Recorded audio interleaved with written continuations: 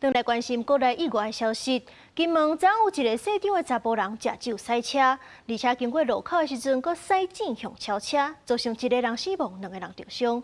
迄个时阵，这个查甫人佫甲车等下就紧落跑，这阵是已经到案去互上班。 监视器画面看到一台黑色轿车快速变几条链，到尾4连向天倒伫路口，无偌久驾驶就为车内爬出来，到尾车等下做伊走。 因为他撞到之后，他就翻覆了。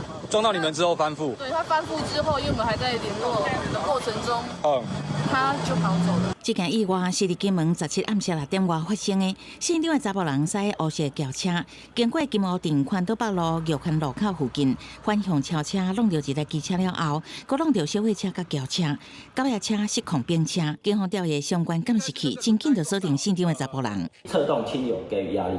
最后彰显于当晚2、30许至金城分局归案，彰显酒测值超标。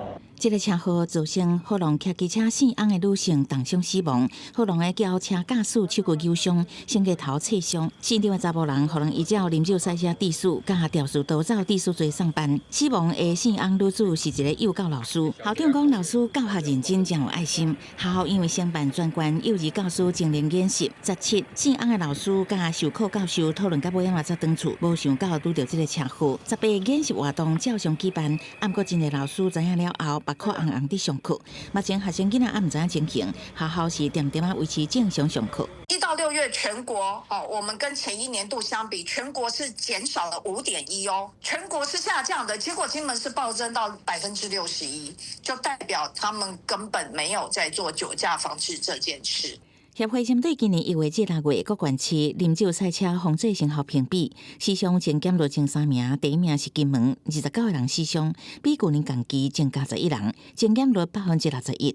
第2名是宜兰县，前检率56.4%，第3名是澎湖县，前检率25%。协会是讲，啉酒赛车的防治需要地方政府看局处联合，除了加强高风险场合临检频率，嘛应该无定时劳检劳工啉酒工作的情形。卫生局嘛爱 加强酒瘾的患者戒治等等，才当避免危险的代志发生。